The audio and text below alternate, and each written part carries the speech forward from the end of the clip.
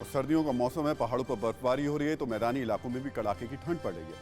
ये सीजन सैर सपाटे का होता है, लोग मौसम का मजा लेते हैं, लेकिन ज्यादा ठंड कई बार सजा बन जाती है। हाथ पांव सुन पड़ने लगते हैं, कपकपी छूटने लगती है। सवाल ये कि ऐसा क्यों होता है?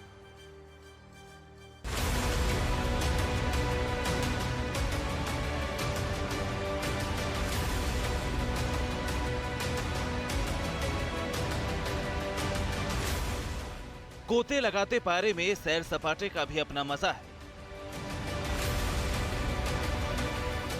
रुई की तरह गिरती नर्म बर्फ पहाड़ों की रंगत संवारती है।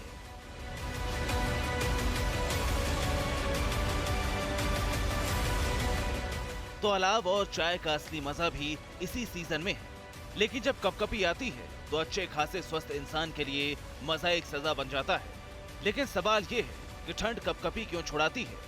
उंगलियां क्यों सुन्न हो जाती हैं? कान क्यों ठंडे हो जाते हैं? रोए क्यों खड़े हो जाते हैं? ठंड का हमारे शरीर पर ऐसा असर क्यों होता है? कभी सोचा है आपने?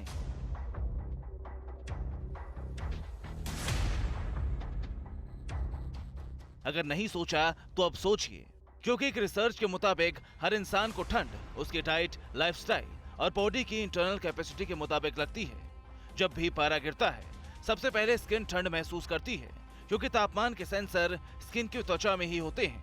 अलग अलग लोगों में इनकी संख्या कम ज्यादा हो सकती है, लेकिन ये होते सबके शरीर में है।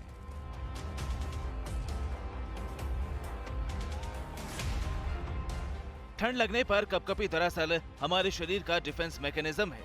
जैसे ही तापमान गिरता है दिमाग शरीर का तापमान बैलेंस करने में जुट जाता है। वो पूरे शरीर को चेतावनी देता है। इसके बाद मांसपेशियां अकड़ने लगती हैं, रोए खड़े हो जाते हैं और शरीर कांपने लगता है। जब हम कांपते हैं तो शरीर में रक्त का बहाव तेज हो जाता है। इससे शरीर को गर्मी मिलती है और इंसान सुरक्षित रहता है। एक कंफ्यूजन ये भी है कि जिसके शरीर में चर्बी ज्यादा होती है उन्हें कपकपी कम आती है। लेकिन सच तो ये है कि कपकपी का मोटापे से कोई रिश्ता नहीं है। हाँ, जिनके शरीर में मांसपेशियां ज्यादा हों उन्हें ठंड कब लगती है। यही वजह है कि सर्दियों में शारीरिक गतिविधियां बढ़ाने की सलाह दी जाती है। आपने देखा होगा कि एक ही जैसी ठंड में कुछ लोगों को कपकपी ज्यादा लगती है और कुछ लोगों को कम लगती है। अब सवाल ये कि इसकी वजह क्या है? दरअसल कपकपी जेंडर, एज, जीन्स और स्किन में तापमान सेंसर की संख्या पर निर्भर करती है। एक्सपर्ट्स कहते हैं कि अलग अलग लोगों की स्किन में ताप मापी सेंसर्स की संख्या एक दूसरे से अलग हो सकती है। कपकपी पर इसका भी असर होता है। एक रिसर्च में यह भी दावा किया गया है कि युवाओं के मुकाबले बुजुर्ग कम कांपते हैं। वो तब तक नहीं कांपते जब तक पारा काफी नीचे ना चला जाए। ऐसा इसलिए होता है कि बुजुर्गों में सर्दी महसूस करने की क्षमता उम्र के साथ कम होती जाती है। इसलिए ठंड में वैसे तो सभी लोगों को अपना ख्याल रखना चाहिए, लेकिन बुजुर्गों को ठंड से बचने की सलाह खास तौर पर दी जाती रही है। अब आपको एक बेहद दिलचस्प जानकारी देते हैं। लोग चाहे सहारा के मरुस्थल में हो या सियाचिन जैसे बर्फीले इलाकों में हो, इनके शरीर का आंतरिक तापमान लगभग एक जैसा ही होता है। हमारे शरीर का तापमान सामान्य तौर पर 36.5 डिग्री सेल्सियस के आसपास होता है।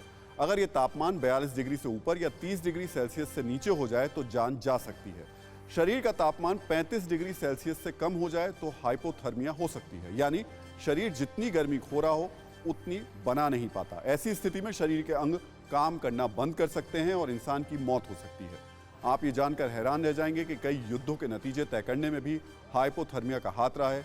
दोनों ही विश्व युद्धों में हाइपोथर्मिया के कारण लाखों सैनिकों की जान गई। इसके अलावा साल 1812 में रूस में नेपोलियन की सेना को हाइपोथर्मिया की वजह से कई मुश्किलों का सामना करना पड़ा था। परवाह देश की, सोमवार से शुक्रवार रात 10 बजे TV9 भारतवर्ष पर।